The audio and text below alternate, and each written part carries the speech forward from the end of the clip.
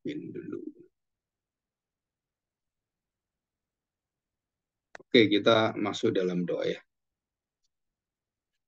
Mari kita berdoa, kita mohon pertolongan Tuhan dan khususnya Roh Kudus ya.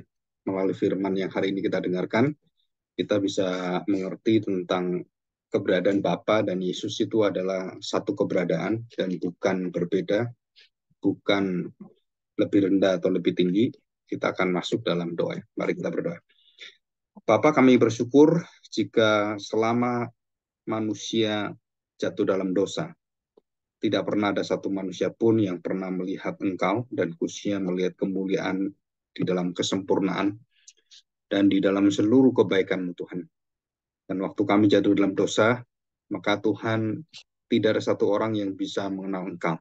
Kami semua di dalam kebutaan, di dalam kegelapan, dan di dalam kematian yang dikatakan dalam Alkitab. Kami kehilangan kemuliaan dan kami tidak mungkin mencari kemuliaan yang tidak bisa kami jalani.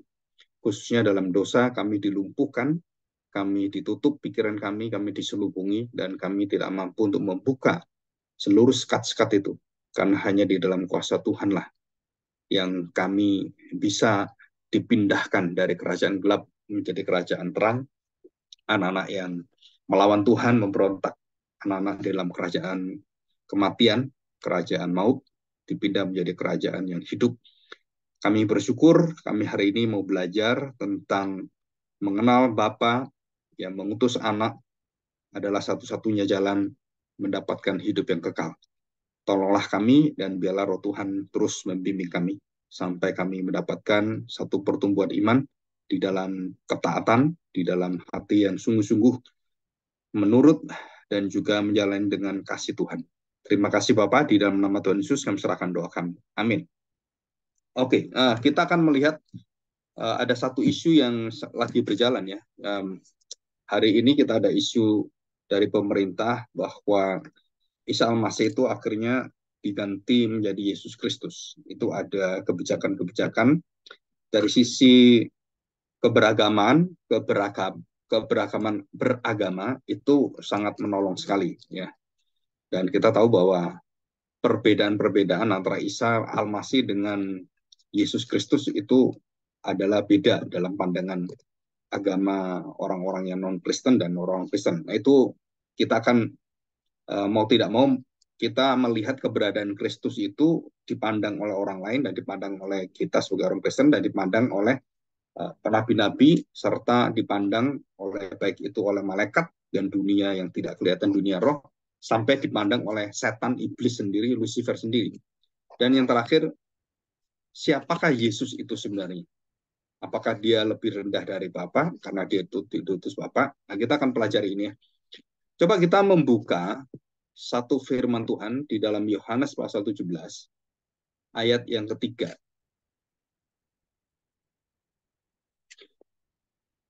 Yohanes 17 ayat yang ketiga.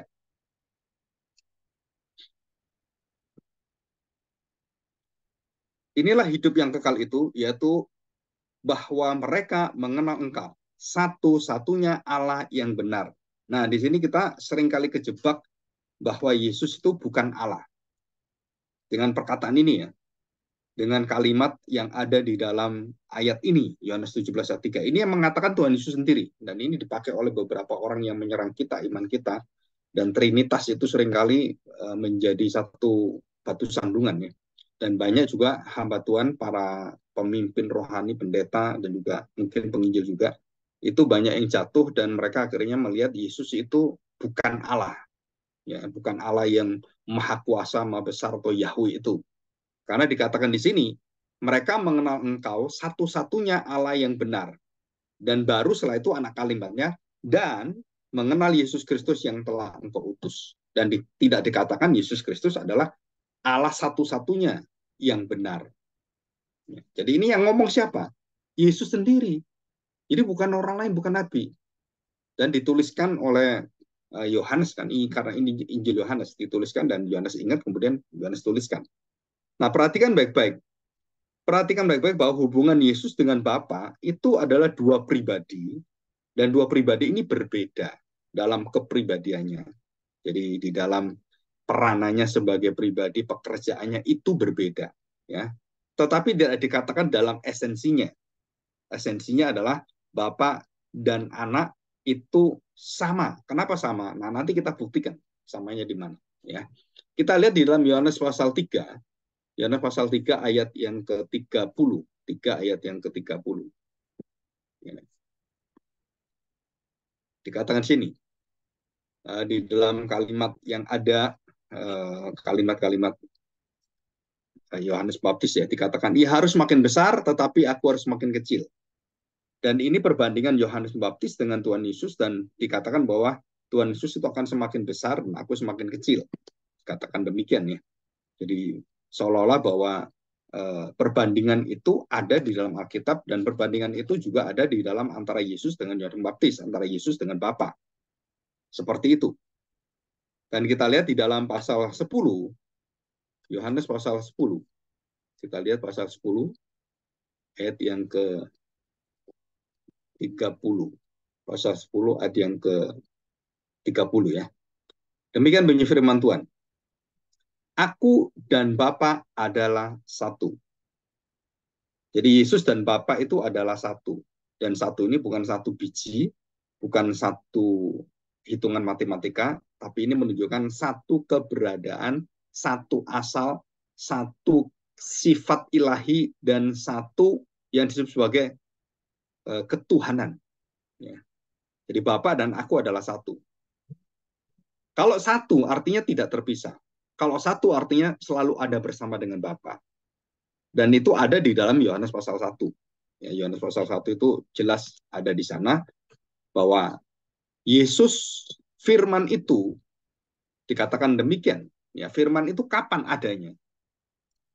Yohanes pasal 1 ayat 1 mengatakan firman itu adanya adalah pada mulanya, pada kekekalan, pada mulanya. Pada mulanya adalah firman. Firman itu adalah Allah. Firman itu Bapa dan aku adalah satu. Dikatakan demikian. Firman itu bersama-sama dengan Allah. Yang Esa satu-satunya Allah. Firman itu bersama-sama dengan Allah. Dan firman itu adalah Allah. Jadi kita nggak bisa memakai Yohanes 17 ayat 3 tentang keberadaan Yesus itu lebih rendah dan Bapak lebih dihormati, Bapak yang lebih tinggi, lebih ilahi, lebih berkuasa, lebih Tuhan daripada Kristus. Ya, dikatakan demikian, lebih Allahi, ya, Allahi atau ilahi daripada Yesus. Nah, dikatakan firman Tuhan ini, apakah betul seperti itu? Tadi dikatakan Bapa dan aku adalah satu.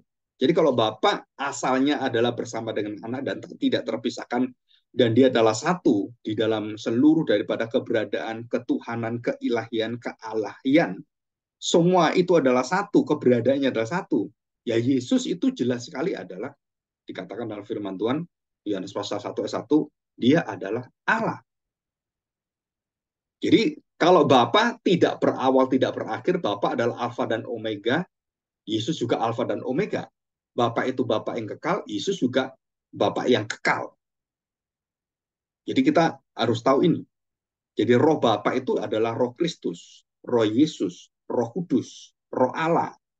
Kenapa demikian? Karena kita melihat muncul satu pribadi yang berbeda, tapi keilahiannya sama.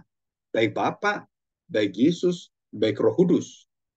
Dan itu keberadaannya adalah satu kesatuan.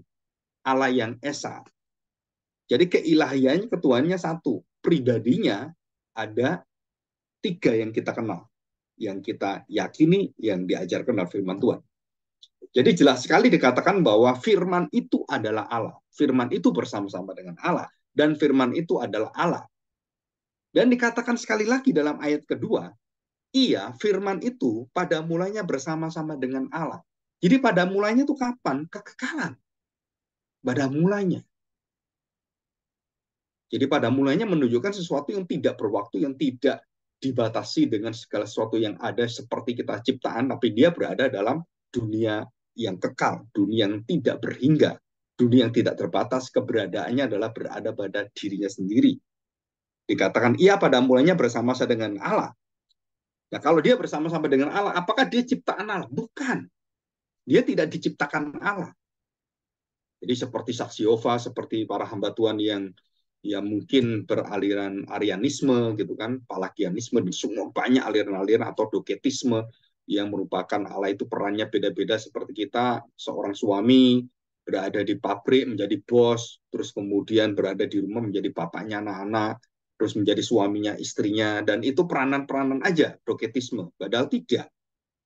Jadi Allah itu bukan berperan, tapi Allah itu berpribadi, bukan berperan. Jadi perannya beda-beda gitu ya. Bukan, tapi pribadinya itu adalah Bapa, Anak, dan Roh Kudus. Jadi dikatakan dalam ayat ketiga, segala sesuatu dijadikan oleh Dia dan dilanjutkan. Nah ini penting sekali. Dilanjutkan apa? Tanpa Dia tidak ada sesuatu pun yang telah jadi. Jadi tanpa Kristus nggak ada satupun yang ada, dan hanya Kristus yang menciptakan segala sesuatu, dan bukan hanya menciptakan, seluruh daripada ciptaan itu di dalam kontrol, kendali, dan kuasa Kristus. Segala kuasa sudah diberikan Bapa kepadaku, dan semua sudah diletakkan di bawah kakiku, dan semua taat dan semua diatur oleh firman yang kekal itu. Jadi segala sesuatu dijadikan oleh Dia, tanpa Dia tidak ada sesuatu pun yang telah jadi dari segala yang telah dijadikan. Jadi Yesus menjadikan segala sesuatu yang ada itu hari pertama, hari kedua, dan sebelum hari pertama pun ada malaikat, ada bumi yang diciptakan itu. Hari keberapa? Pada mulanya itu kita tidak diberitahu, tapi semua diciptakan sebelum sesuatu, segala sesuatu ada. Dia ada terlebih dulu, dan dialah firman yang adalah Allah bersama dengan Allah. Sang anak ini yang kita kenal dalam Kristus yang menjadi manusia, dialah menciptakan segala sesuatu. Jadi keberadaan dia dengan Bapa adalah sama. Tidak berawal, tidak berakhir. Tidak berada dalam segala keterbatasan. Dia berada dalam segala ketidakberhinggaan, ketidakberadaan. Jadi tidak berada pada sesuatu yang diadakan oleh orang lain atau hal-hal lain atau apapun. Allah itu berada pada dirinya sendiri. Nanti kita akan belajar tentang kecukupan Allah dalam keberadaan kemandirian Allah. Jadi kita jelas sekali bahwa aku dan Bapa adalah satu. Dan dikatakan firman itu bersama-sama dengan Allah, dan firman itu tidak pernah terlepas dari Allah dan selalu bersama dengan Allah. Dan firman itu adalah Allah. Semua dijadikan oleh firman. Jadi Allah memerintahkan, memberikan hak kepada anak untuk melakukan kehendak Bapa, apa itu menciptakan sesuatu dan memberikan semuanya di dalam wewenang, otoritas, kontrol, dan kuasa, kepemimpinan, seluruh hal, penghakiman, penyelamatan di dalam Kristus. Maka Yesus dikatakan, aku adalah, aku adalah, aku adalah. Yang sama dengan perjanjian lama, aku adalah aku. Aku adalah aku sekarang ini, aku adalah gembalamu yang bisa engkau lihat. Aku adalah firmanmu, aku adalah roti, aku adalah air hidupmu, dan bisa engkau rasakan, dan bisa menghidupi engkau, dan bisa membawa engkau dalam keselamatan dan hidup yang kekal.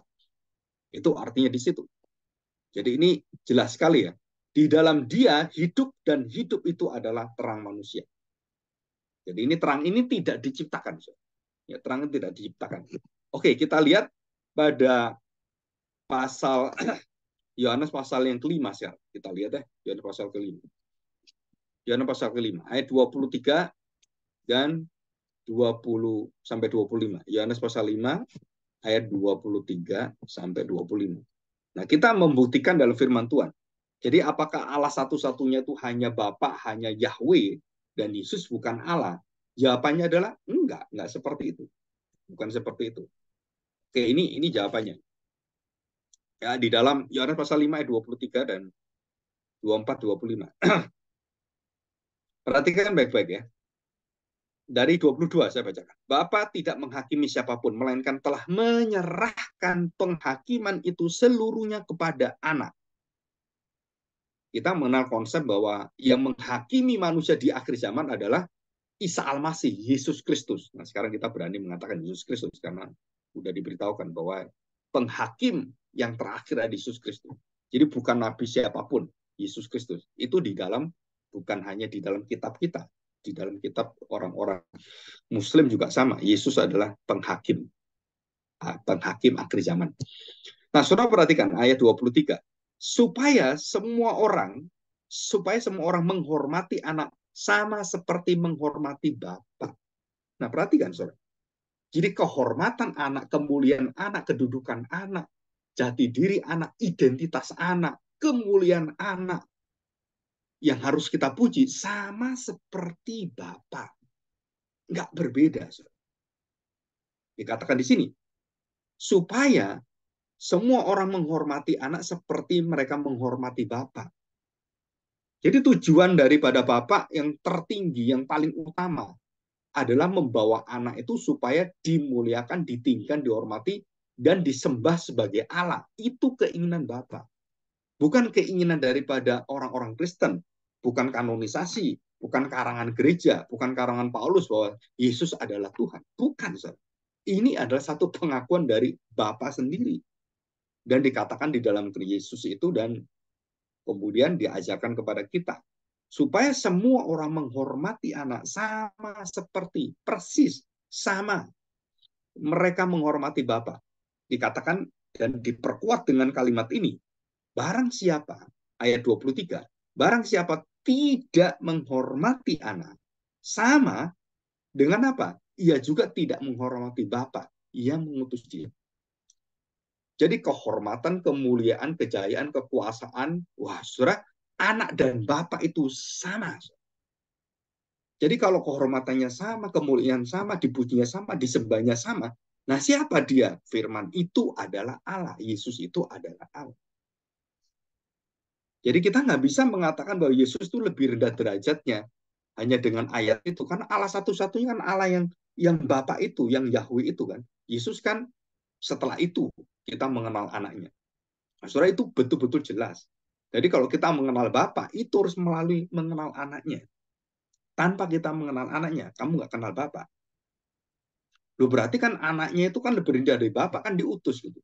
Bukan, karena ayat-ayat yang kita baca di dalam Yohanes pasal 17, pasal 3, terus pasal 10 ayat 30, pasal 5 ayat 23, 25 ini dikatakan bahwa aku berkata kepadamu sesungguhnya barang siapa mendengar perkataanku dan percaya kepada dia mengutus aku, ia mempunyai hidup yang kekal dan tidak turut dihukum. Sebab ia sudah pindah dari alam maut ke dalam alam hidup. Jadi membawa kita dari alam maut ke alam hidup siapa? Karena kamu percaya kepada anak yang Bapak itu ingin kita mau percaya kepada dia. Jadi tujuan Bapak mengutus Yesus itu apa? Supaya manusia percaya pada dia, supaya manusia memuliakan dia dan menyembah dia, dan kamu mendapatkan selamat. Di situ, ayat 25.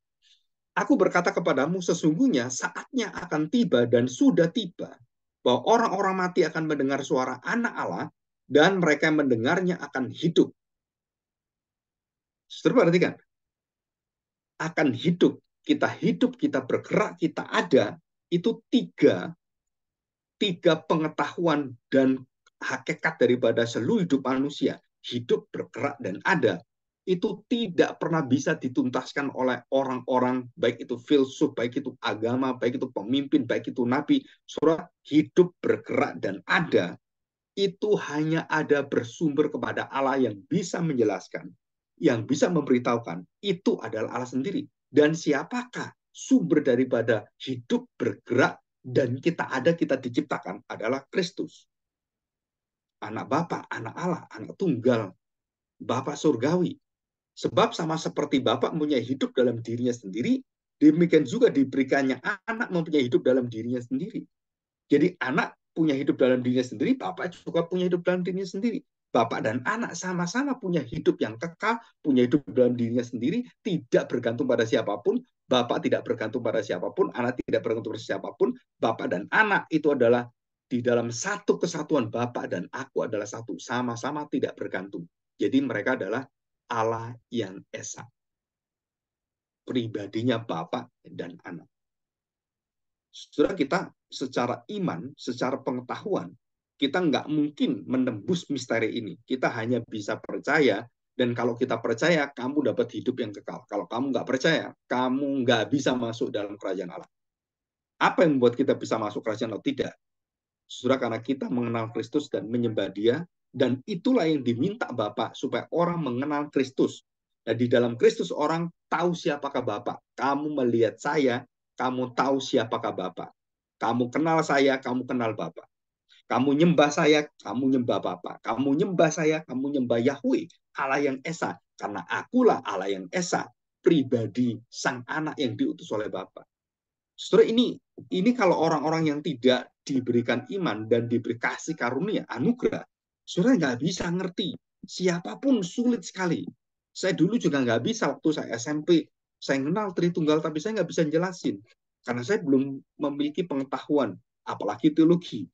Apalagi belum pernah belajar di sekolah kependetaan, sekolah teologi dan semuanya.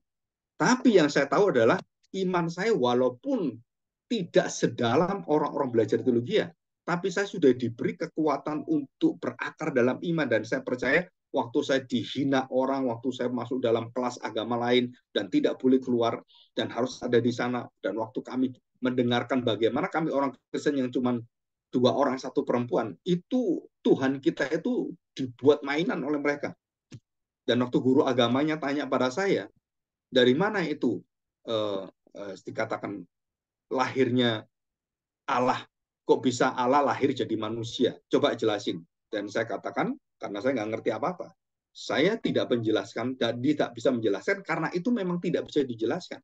Karena tidak mungkin secara biologis, secara kedokteran menjelaskan Allah menjadi manusia.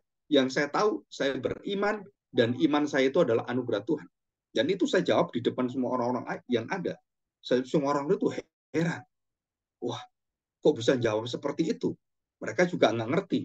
Terus saya beritahu kepada mereka waktu ditanya lebih dalam, saya katakan, kamu tahu nggak kalau seumpama yang tidak kamu ketahui setan gitu kan dan semuanya, kok bisa kamu ngerti? Kok bisa kamu percaya? Nah di situ terus saya mendapatkan satu pengetahuan karena baca bukunya Thomas Aquinas waktu itu ya. Dan saya katakan, kalau kamu percaya Yesus itu, kalau kamu tidak percaya Yesus adalah Allah menjadi manusia dan dia tidak berbapak tapi beribu, dikatakan demikian.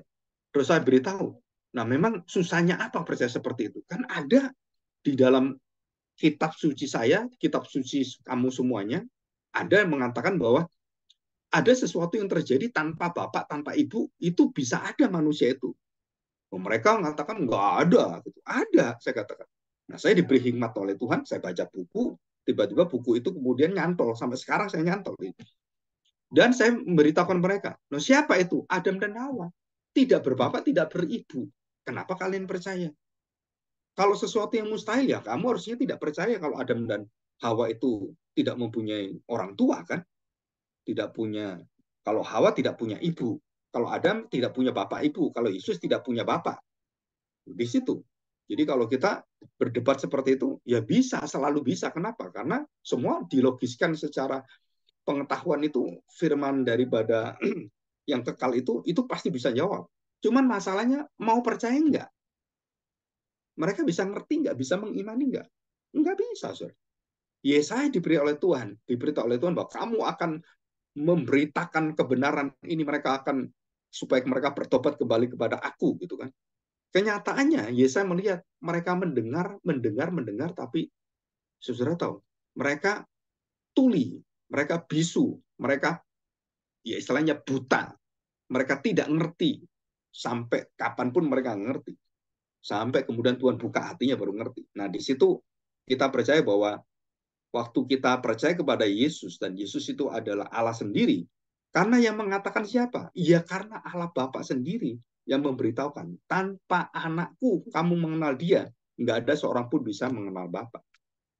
Dan itu dikatakan oleh Tuhan Yesus dengan sangat jelas. Oke, kita lihat Yohanes pasal 6. Ya, Yohanes pasal 6. Kita buka ayat yang 36. Perhatikan. Demikian ya. Tetapi aku berkata kepadamu, sungguh pun kamu telah melihat aku, kamu tidak percaya. Jelas kan? Semua yang diberikan Bapa kepadaku akan datang kepadaku, dan barang siapa datang kepadaku, ia tidak akan kubuang. Ya. Sebab aku telah turun dari surga bukan untuk melakukan kehendakku, tetapi untuk melakukan kehendak Dia yang telah mengutus aku. Dan inilah kehendak Dia. Apa kehendak Bapa itu? Yang telah mengutus aku, yaitu supaya, saudara perhatikan ini, supaya semua yang telah diberikannya kepadaku, orang-orang percaya itu, jangan ada yang hilang, tetapi supaya kubangkitkan di akhir zaman. Jadi Bapa itu ingin supaya orang-orang yang percaya kepada anaknya itu yang sudah dituliskan, sudah dipilih oleh Bapa itu, supaya tidak dibuang, tidak dibinasakan, dan selalu bersama dengan anak, dan akan dibangkitkan, dan tidak ada yang hilang satupun.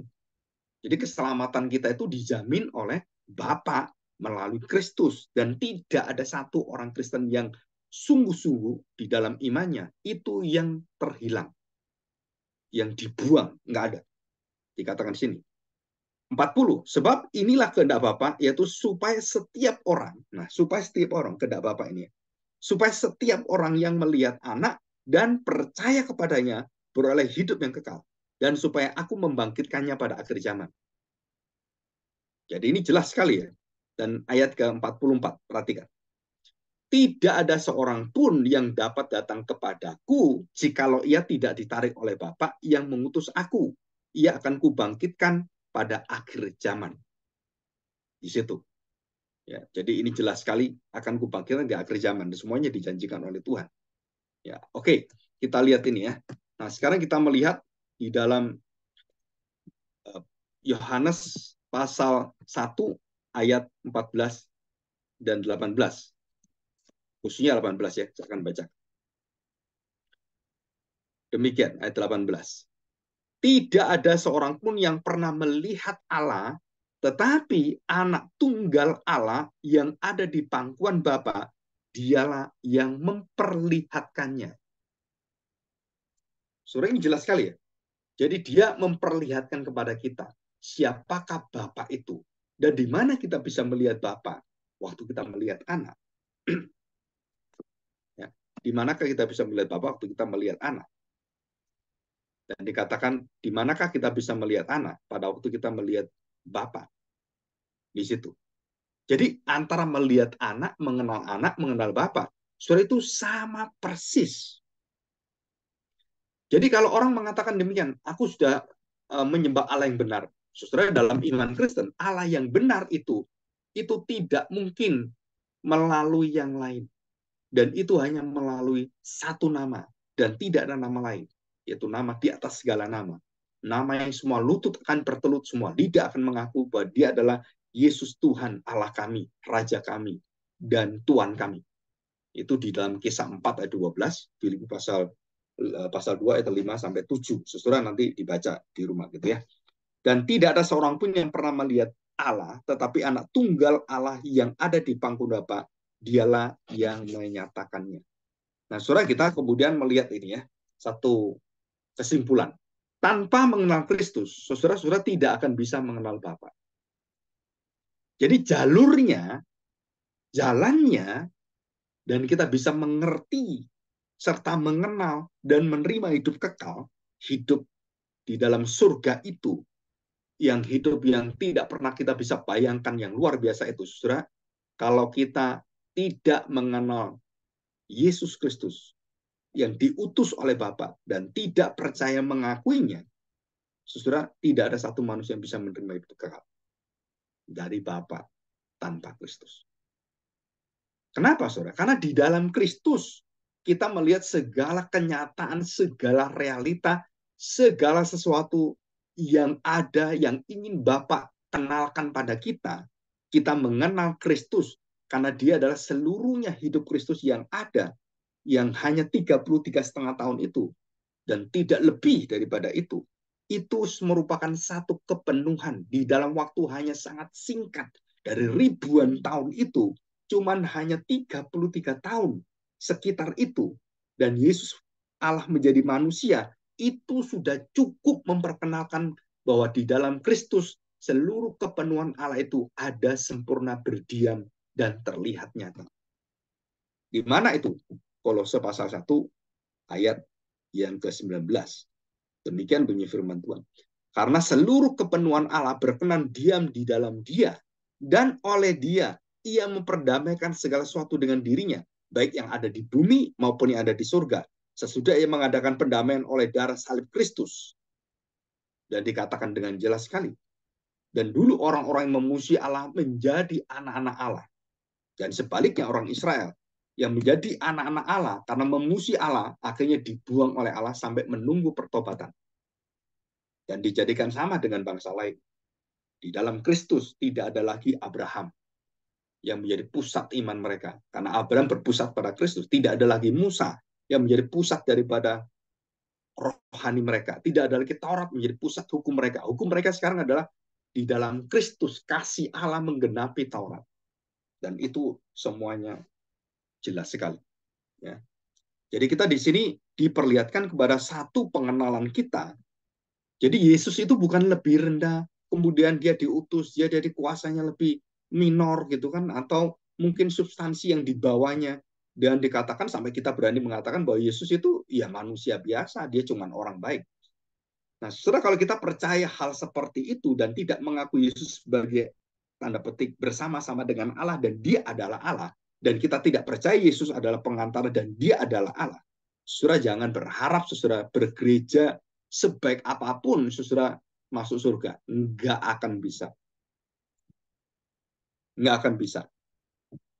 Ya. Saya bacakan satu pengalaman hidup dari seorang bernama Nathanael. Ya. Dikatakan di sini. 1 Yohanes ayat 47. Pasal 1 ayat 47. Kata Nathanael kepadanya, mungkinkah sesuatu yang baik datang dari Nazaret? Kota yang kecil, kota yang, nggak pernah dengar saya. Ya. Dan dikatakan oleh Nathanael, masa ada sesuatu yang luar biasa dari kota ini seperti itu. Terus kemudian ayat yang ke-47, kata Filipus kepadanya, mari dan lihatlah. Langsung kamu lihat sendiri. Terus Yesus melihat Nathanael, datang kepadanya. Lalu berkata tentang dia. Apa yang dikatakan Tuhan Yesus? Demikian, lihat. Inilah seorang Israel sejati. Tidak ada kepalsuan di dalamnya. Kata Nathanael kepadanya, bagaimana engkau mengenal aku? Jawab Yesus kepadanya, sebelum Filipus memanggil engkau, aku telah melihat engkau di bawah pohon ara. Kata Nathanael berkata pada Tuhan Yesus, Rabi, engkau anak Allah, engkau Mesias, engkau Raja orang Israel. Saya tanya, Tuhan Yesus di mana waktu itu? Berada di Galilea. Nathanael di mana? Oh, jauh. Dan dia berada di pohon ara. Dan waktu dia berjalan kemudian bertemu dengan Filipus semuanya, Tuhan Yesus sudah mengenal Nathanael jauh sebelum Filipus memperkenalkan kepada Tuhan Yesus. Dan langsung Tuhan Yesus mengatakan, kamu di bawah pohon ara itu, aku sudah lihat kamu. Aku tahu semua apa yang kamu inginkan kamu. Nathanael bingung, Ustaz. Orang ini nggak ada di depan saya, tapi kok dia tahu segala sesuatu. Saya nggak tahu dia, dia tahu saya. Saya tidak kenal dia, dia kenal saya. Saya tidak tahu dia pencipta saya, dia mengenalkan dia mencipta saya. Nah, saya tanya sekarang, jadi keberadaan daripada Kristus yang tanda petik kesempurnaan dari Bapa Allah yang Esa itu di dalam diri Kristus adalah Allah itu. Setelah kita banyak sekali membaca, Tuhan Yesus bisa membaca hati orang Farisi, apa yang diinginkan orang Farisi, dan Tuhan Yesus tahu bagaimana itu menantang mereka dan merobohkan seluruh daripada argumen-argumen mereka, termasuk Filipus yang nggak percaya, Nazaret tahu apa, mana ada seorang nabi dari sana, nggak ada Nazaret. Dan Tuhan Yesus mengatakan apa? Aku melihat kamu. Sebelum aku datang ini aku sudah lihat kamu. Kamu di mana? Di pohon ara. Loh, kok tahu? Kan saya sendirian waktu itu. Siapa yang tahu? Dia heran. Akhirnya secara spontan langsung dia tahu bahwa engkau anak Allah, engkau Mesias, engkau adalah Raja orang Israel. Dan siapakah dia? Yahweh sendiri. Dan Filipus mengaku itu. Saudara, kadang-kadang kita jangan takut ya dengan pengetahuan seperti ini. Karena kita menghadapi satu tantangan di depan kita. Dan kita harus berani memilih. Gereja-gereja saya kemarin ditanya oleh beberapa orang di WA gitu ya, termasuk orang yang sudah kenal baik dengan saya. Pak, kalau seperti itu terus gimana? Kalau sekarang ini gereja ini memberitakan Kristus itu bukan Allah. Saya katakan, keluar kamu dari gereja itu. Jangan bergereja di situ. Kenapa? Seluruh pengetahuan yang ada itu membawa dalam kesesatan. Walaupun saya tahu beberapa khotbahnya ya secara moralitas bagus lah. Tetapi ujung-ujungnya mereka tidak membawa kamu mengenal Kristus, mempercayai dia sebagai Tuhan Juru Selamat Allah yang hidup, saudara, keluarlah kamu dari tempat itu. Carilah ibadah yang benar yang menyembah Bapa, Anak, dan Roh Kudus. Dan belajarlah di sana. Dan saya minta, karena resikonya adalah kamu akan masuk di dalam kerajaan maut, kerajaan kegelapan. Jika kamu tahu dia salah, dan kamu berada di situ terus, ngapain kamu berada di situ terus? Saya beritahukan, kamu nggak akan bertumbuh, kamu akan tersiksa di sana. Kamu dengarkan, waduh ini nggak benar, ini nggak benar. Buat apa saya katakan? Tapi pengikutnya banyak sekali, Pak. Nah, saudara, nggak peduli pengikutnya 1 juta orang, 10 juta orang, 1 miliar. Nggak usah peduli kita. Karena iman kita percaya bahwa Kristus jalan satu-satunya keselamatan kita. Tanpa mengenal Kristus, kita tidak mengerti keselamatan. Tanpa mengaku Yesus, kita tidak mendapatkan hidup yang kekal. Tanpa melihat Kristus, kita tidak melihat Allah yang Esa, Yahweh, Bapa yang kekal. Ya, oke, saya beri ayat sebagai penguat ya. 2 Timotius pasal 1 ayat 7. Perhatikan, saudara. Saya katakan, saya tuh nggak pernah takut mau diapain orang. Kalau sudah memberitakan kebenaran, saudara, kita nggak pernah takut. Mati pun nggak ada masalah. Kenapa? Karena hidup mati kita, dan kita tidak memegang, mempertahankan nyawa kita mendapatkan nyawa kita yang mulia di dalam Tuhan. Dikatakan di sini, 2 Timotius pasal 1 ayat 7. Sebab Allah memberikan kepada kita bukan roh ketakutan, melainkan roh yang membangkitkan kekuatan kasih dan ketertiban. Jadi kalau saya berargumen dan kemudian saya memberikan apa yang dikatakan firman Tuhan, semua sumbernya dari firman Tuhan. Saya nggak pernah menjelaskan itu tanpa firman. Jadi bukan ngarang-ngarang sendiri. Dan saya juga membaca banyak tafsiran-tafsiran yang kemudian diolah dan kemudian yang teliti dan kemudian diterimakan, diajarkan, dan didengarkan oleh orang mendengarkan pengajaran ini. Nah, saudara, itu bukan asal kita ngomong, asal kita seenak kita sendiri, nggak ada. Saudara. Dikatakan, perhatikan baik-baik. Sebab Allah memberikan kita bukan roh ketakutan. Kita tidak boleh ada roh ketakutan. Sebaliknya, ada roh yang membangkitkan semangat kita, keberanian kita, kekuatan kita, kasih kita, dan harus dengan tertib. Ya, jadi jelas sekali harus dengan tertib. Ya, oke, Yohanes ya pasal yang ke-8 sekarang. Ya, ayat yang ke-19. Perhatikan, ini semua membuktikan Yesus dan Bapa adalah Allah yang benar, sesungguhnya Allah. Allah yang sejati, bukan asal-asalan, bukan Allah-Allah. Perhatikan Yohanes pasal 8 ayat 19. Baik aku maupun Bapakku, kamu tidak kamu kenal. Jikalau sekiranya kamu mengenal aku, kamu mengenal juga Bapakku. Kata-kata itu dikatakan Yesus dekat perbendaharaan waktu ia mengajar di dalam bait Allah. Dan tidak seorang pun yang menangkap dia karena saatnya belum tiba. Jadi jelas ya, Bapa engkau kenal, kamu pasti kenal saya. Kalau kamu kenal saya, kamu kenal Bapa. Dan tidak bisa orang kenal saya tidak kenal Bapa. Orang kenal Yahweh, Allah satu-satunya Allah, tidak kenal saya. Itu tidak mungkin. Jikalau sekiranya kamu mengenal aku, kamu mengenal juga Bapakku. Dan itu satu kesatuan yang tidak terpisahkan, yang terikat di dalam kekekalan. Bapa dan anak itu bukan ada setelah Yesus lahir, oh ini anak Allah, baru ada setelah Yesus. No, anak Allah sejak kekal. Jadi saudara, konsep kita tentang anak bukan setelah lahir jadi ada anak bayi, oh berarti anak Allah baru ada. Tidak, saudara. Bapa, Anak, dan Roh Kudus itu kekal, sudah ada sejak kekekalan. Jadi kita harus memperbaiki konsep-konsep kita. Oh iya kan Yesus belum ada, Pak. Iya. Tapi dia adalah anak Bapa yang kekal.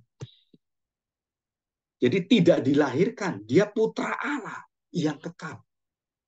Jadi manusianya dilahirkan, tapi keputraannya, the Son of God, anak Allah itu tidak dilahirkan, dia kekal bersama dengan Bapa. Jadi ini beda, ya beda antara yang dilahirkan menjadi manusia dan Yesus sebagai anak Allah, the Son of God, itu kekal. Ya ini tolong dibedakan anak manusia dengan anak Allah.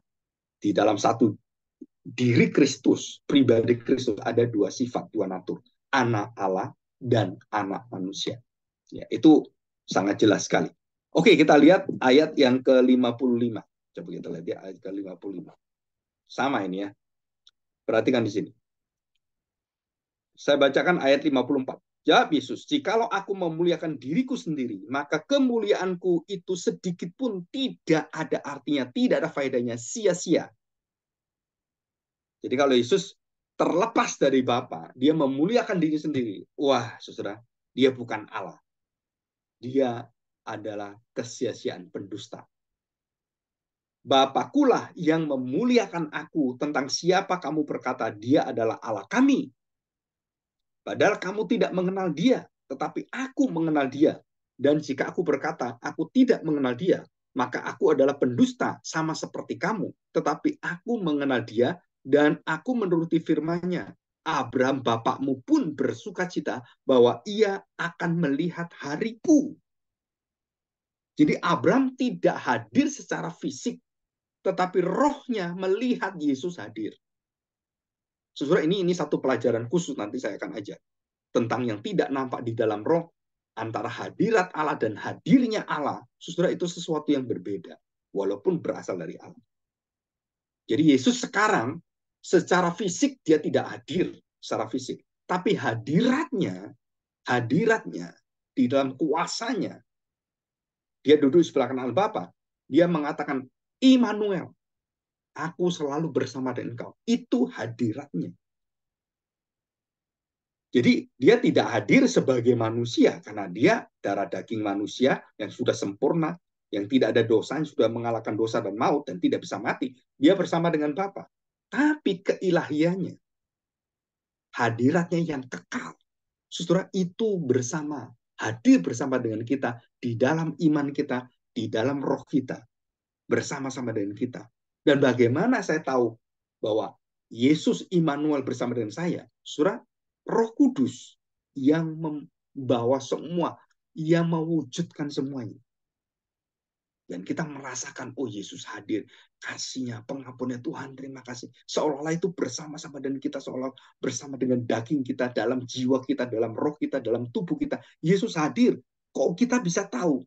Roh Kudus yang membukakan kebenaran ini. Ya, mungkin suatu hari kita bisa belajar ini.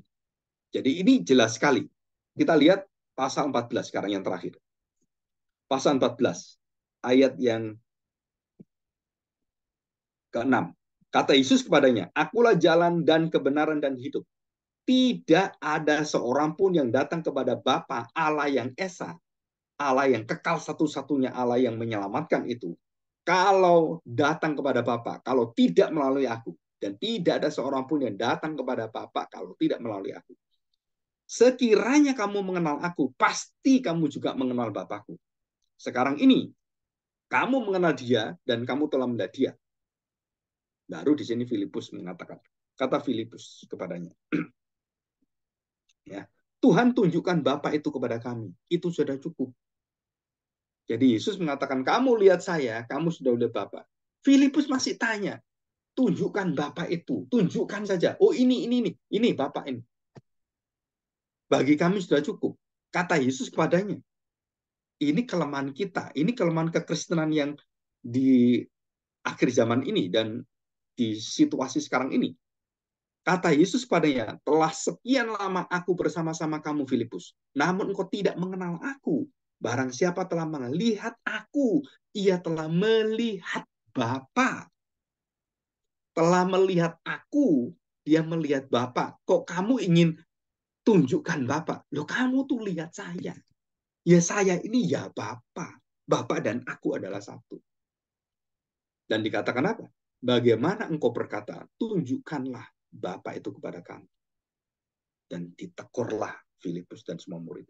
Tidak percayakah engkau bahwa aku di dalam Bapa dan Bapa di dalam aku? Apa yang aku katakan kepadamu, tidak aku katakan dari diriku sendiri, tetapi Bapa yang diam di dalam aku. Dialah yang melakukan pekerjaannya. Percayalah kepadaku bahwa aku di dalam Bapa dan Bapa di dalam aku, atau tidak-tidaknya percayalah kepada pekerjaan-pekerjaan itu sendiri. kamu tahu siapa saya. Jadi di dalam Kristus, saudara, kesempurnaan Allah itu terlihat nampak dan jelas.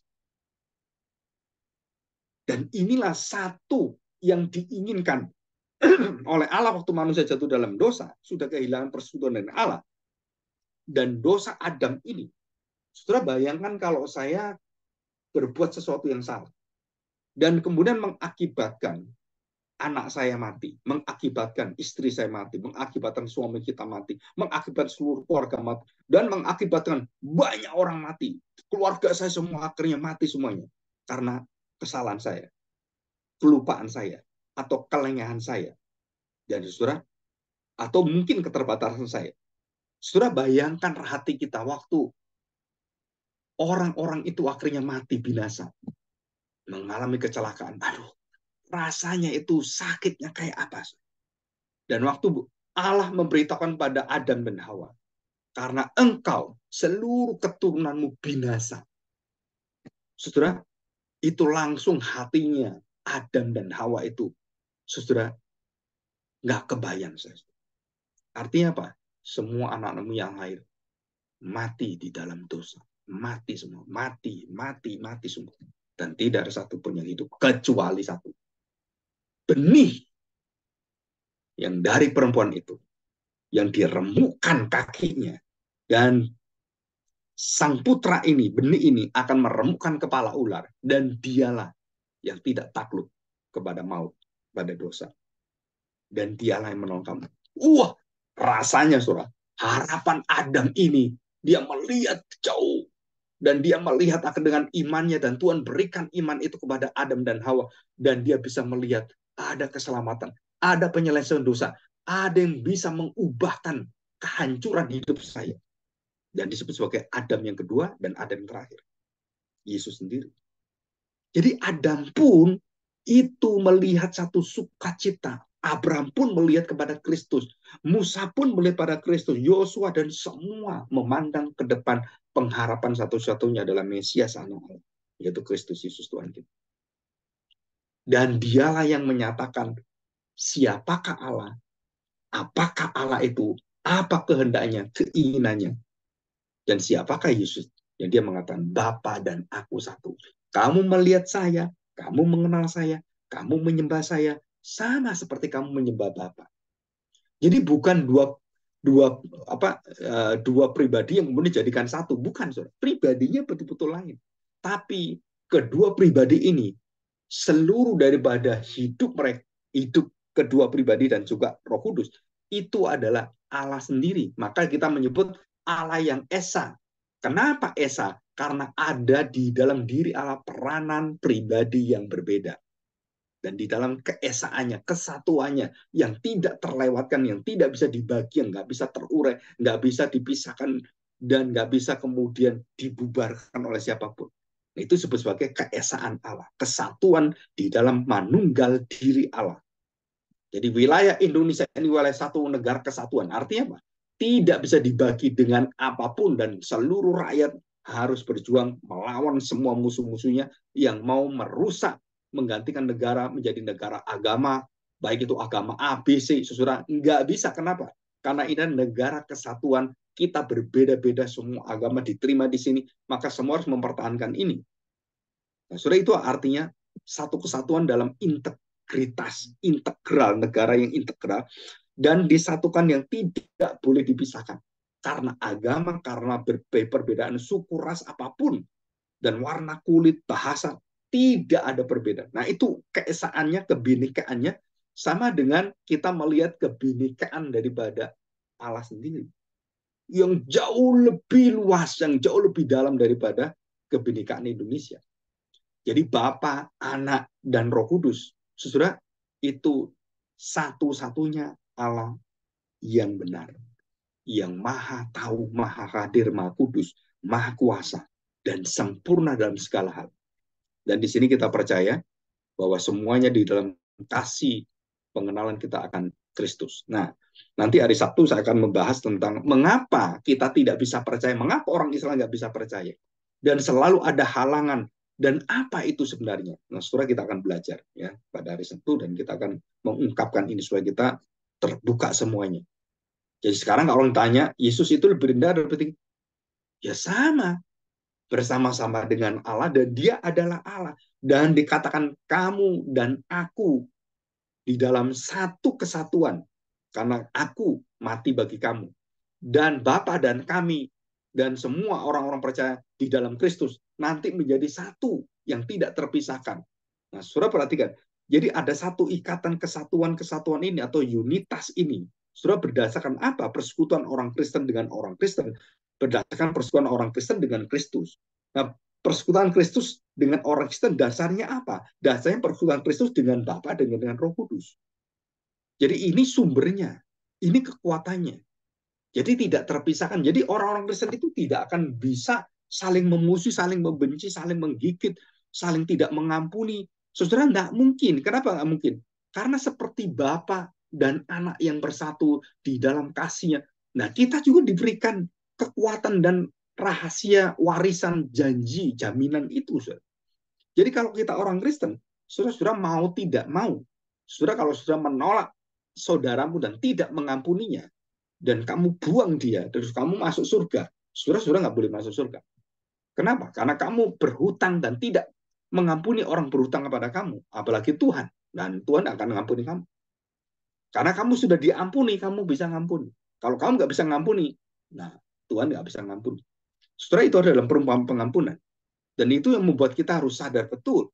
Kenapa ini dibuat seperti itu dan kita diciptakan seperti itu? Karena sempurna.